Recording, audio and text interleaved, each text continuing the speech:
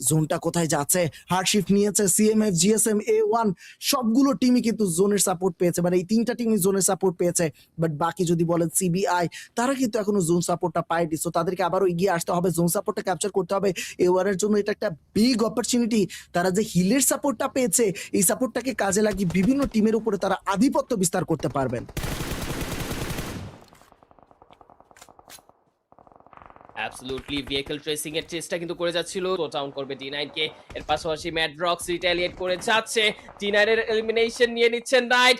ম্যাড্রক্স ফয়সালকে down করবে 1v2 initiate করার পর আরো একটা প্লেয়ারের দিকে নজর দিবে, বাট ম্যাড্রক্স তাকে করে দিয়েছে down. So Neor will be the last remaining player. যাচ্ছে এগিয়ে সেখান থেকে রিফ্লেক্সের ভেহিকল স্প্রে, চমৎকার, জাস্ট অ্যামেজিং ভেহিকল ট্রেসিং কিন্তু ছিল রিফ্লেক্সের দ্বারা, এন্ড সেই জায়গা থেকে কিন্তু সে পেয়ে যাচ্ছে আরো একটি এলিমিনেশন। বাট জিএসএম তাদের দুটো প্লেয়ারকে হারানোর পর কিন্তু এখন পুরোই কোনটা তাদেরকে করতে হবে, বাট মাথায় রাখতে হবে যে আপার ফ্লোরে একটি দল রয়েছে এন্ড সেই দলটি যে কোনো মুহূর্তেই কিন্তু আক্রমণ করে বসতে পারে। বাট কথা হচ্ছে বর্তমানে সিএমএ পিস্তল তার কাছে কিন্তু নারুটো, তাকে দেখা যাচ্ছে CBI as a solo player কোনো রকম ভাবে সার্ভাইভ করতে চাচ্ছে, যেন পজিশন পয়েন্টটা দলের জন্য চলেই আসে, কেননা তাদের কাছে কোনো রকম পয়েন্ট নেই। এন্ড সেই তুলনায় কিন্তু প্লেসমেন্ট পয়েন্ট যদি একবার চলে আসে তাহলে কিছু পয়েন্ট তাদের সংগ্রহে থাকবে, একদম শূন্য হাতে তাদেরকে যেতে হবে না। অলরেডি দেখতে পাচ্ছি সাইলেন্ট আর্মি তারা কিন্তু ক্লোজিং দিয়ে দিয়েছে, সার্কেলের একটা লোয়ার রিচ সাইড তাদের কন্ট্রোলে রয়েছে। এর পাশাপাশি জিএস দের কাছে তো সিমেন্ট্রি রয়েছেই, বাট এই ওপেন সিমেন্ট্রি সাইড থেকে কিন্তু বেশি একটা কার্যকর হবে না, কেননা আশেপাশে থেকে এতটাই ওপেন যেখানে যেই কোনো মতে কিন্তু তাদের উপরে আছে এলিমিনেশনের বদলে। বাট এইবার গিয়ে কিন্তু সার্কেল নতুন করে শিফট নিতে চলেছে, নতুন জোন চলে আসবে এন্ড নতুন জোনটা অনেকটাই কিন্তু সেন্ট্রাল শিফট দিয়ে দিয়েছে, বাট কিছুটা সাউদার্ন বললেও কিন্তু ভুল হয় না মুহাইমিনুল ভাই। একদমই। এবার এইচপিতে জাস্ট 1 এইচপিতে সিকটাক্স তিনি বেঁচে গিয়েছেন, বাট শেষমেশ নকডাউন হতেই হলো তাকে। ডেস্টর্ম সিকটাক্সকে কিন্তু শর্টকারে করে বাধ্যবে করে দিয়েছেন ডাউন, এবং রাউডি সাথে সাথে ফিনিশটা বের করে নিয়েছে যাতে সেই প্লেয়ারটি আর রিভাইভ নাই পায়। এবং এই এনার্জি তো রায়হান তিনি নেমিকাল মঙ্কের হোপসকে করে দিয়েছেন ডাউন, সিএমএফ এর কুল বয় করে দিয়েছেন লেজারে অনেককে ডাউন। সো মাল্টিপল সাইডে কিন্তু অ্যাকশন শুরু হয়ে গিয়েছে। এই এনার্জি স্পোর্টস তাদের একেবারে ইস্টার্ন সাইডটাতে একটা টিম কিন্তু আছে, টিম টি4 ডায়নামিক, তাদের দিকে খেয়াল রাখতে হবে, নইলে এই টিমটা কাছে আসতে আসতে একেবারেই যে কিভাবে অ্যাটাক করে বসবে এনার্জি স্পোর্টস কিন্তু টের নাও পেতে পারে। বাট না, এনার্জি স্পোর্টস তারা কিন্তু স্পট করতে পেরেছে যে হ্যাঁ, ইস্টার্ন সাইডে একটা টিমস আছে, প্লেয়ার্স আছে, তাদের বিষয়ে আমাদেরকে অবগত থাকতে হবে, স্ট্রং থাকতে হবে। দ্যাটস ওয়াই স্মোক করে কিন্তু জায়গাটাকে একটু ক্লিয়ার রাখার চেষ্টা করছেন, অপোনেন্টকে একটু কনফিউজ করার চেষ্টা করে যাচ্ছেন। জোনটাও কিন্তু ধরতে হবে, জোন নেক্সটটা কিন্তু সরে যাবে। এনার্জি স্পোর্টস তারা কিন্তু খুব ভালোভাবেই জানে যে এই জোন তাদেরকে আর বেশি সময় সহায়তা দিবে না। লেজার স্পোর্টস সাম একটি ডাউন বের করে নিয়েছে, গ্যালাকটিক স্পিরিটের মেইজ শাকিব তারা কিন্তু এলিমিনেট হয়ে গেল ম্যাচ থেকে। অ্যান্ড ভেহিকল রান ওভার দিয়ে ডাউন করার চেষ্টা ছিল দেস্টর্মকে, ফ্ল্যাশ এটা ছিল তার জন্যই শেষ বার্তা, এবং তিনি হয়ে গেলেন নক অ্যান্ড ফিনিশ কিন্তু হতে যাচ্ছেন। সিজে বয় নক আউট হয়ে আছে, দ্যাটস ওয়াই দেস্টর্ম আর কিছু করলেন না, তিনি সাথে সাথে নিজের টিমমেটকে রিভাইভ করাতে ফোকাস করলেন।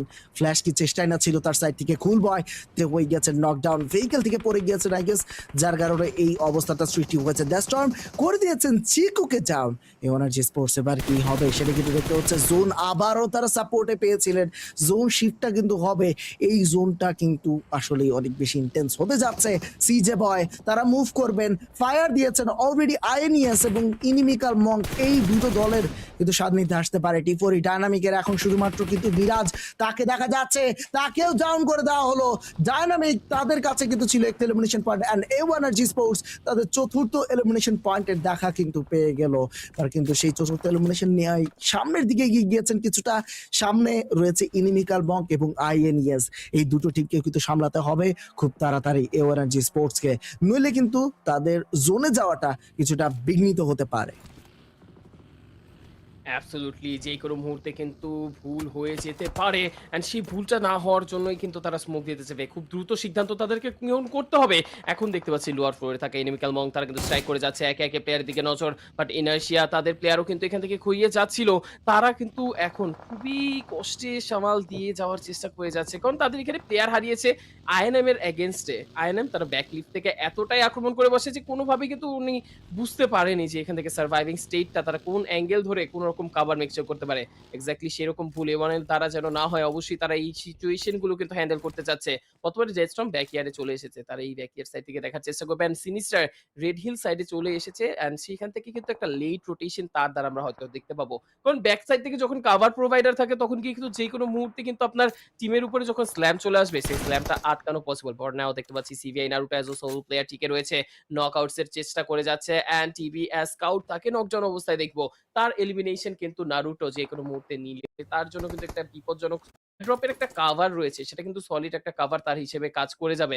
এখন লেভেল 3 এর গিয়ার পাওয়া মাত্র সে কিন্তু আরো কনফিডেন্স এর সাথে পিক অ্যান্ড ফায়ার গুলো দিতেই পারে। কারণ লেভেল 3 এর গিয়ার যখন থাকে তখন তাদের জন্য চলেই আসবে। দেখতে পাচ্ছি সিজে বয় অ্যাঙ্গেল ইনিশিয়েট করতে চাচ্ছে। দূর থেকে নারুটো নজর রাখার চেষ্টা করে যাচ্ছে। নারুটো থেকে যদি থার্ড পার্টি ইন্টারাপশন না আসে তাহলে কিন্তু সিজে বয় খুব সহজে এখান থেকে এলিমিনেশন বের করেই নিবে। বাট এরই মাঝে নিরোর এলিমিনেশন ঘটে গেল নাইটের দ্বারা অ্যান্ড ইনার্শিয়া তারা এই ম্যাচেও দুটো এলিমিনেশনের সাথে এলিমিনেট হচ্ছে। বাট এরই মাঝে ডেথস্টর্ম করে দিয়েছে ডাউন থেকে ডাউন।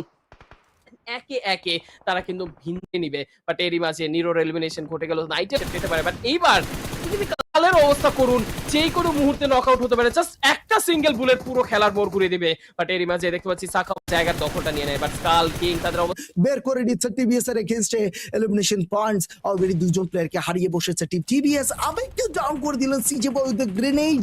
এবার কিন্তু টিবিএস এর লাস্ট প্লেয়ারটিকে ডাউন করে দেওয়া হবে এবং টিবিএস স্পোর্টস তারা তিনটি এলিমিনেশনের সাথে ফোর্থ প্লেসে এই ম্যাচ থেকে বিদায় নিলেন। আমরা চলে আসলাম টপ 3 টিমসে এবং টপ 3 টিমসে রয়েছে A1RG স্পোর্টস, সিএমএফ এবং আইএনএম এর প্লেয়ার অলরেডি কিন্তু একজন নক অ্যান্ড ফিনিশ হয়ে গেল কিং, তাকে কিন্তু হারিয়ে ফেললো। এবার শুধুমাত্র স্কালের উপরে ভরসা। সিএমএফ এর প্লেয়ার ডাউন হয়ে আছে, কুল বয় স্কাল গ্রেনেড দিয়ে যাচ্ছেন, ফাইনাল গ্লো হবে এই ফাইটটায়। বাট না, এবার কিন্তু আরেকটা ডাউন বের করে দিয়েছে স্কাল। একা থেকে কিন্তু লড়াইটা করে যাচ্ছেন, একা থেকে ফাইটটা নিয়ে যাচ্ছেন। বাট শেষ রক্ষা হলো না স্কাল, তিনি হয়ে গেলেন এলিমিনেট 9 এলিমিনেশনের সাথে। এবং A1RG স্পোর্টস পারফেক্ট এন্ট্রি, নেমেই কিন্তু ঢুকেই কিন্তু shotgun shot and elimination secure করে নিয়ে game winner chicken dinner to the Miramar king A1RG sports. এমনি তাদেরকে মিরামার কিং বলা হয় না, অফিসিয়াল ইভেন্ট আসলে মিরামার আসলেই কারণ তারা চিকেন ডিনার নিয়ে ছাড়বেন মিরামারে। সত্যি একদম সত্যি তাই মহিমিনুল ভাই। দ্য মিরামার কিংস তারা কিন্তু এই ম্যাচে বিশাল ডমিনেশনের সাথে চিকেন ডিনারটা এনশিওর করেই নিল। 14টি এলিমিনেশন 2680 ওভারঅল ড্যামেজের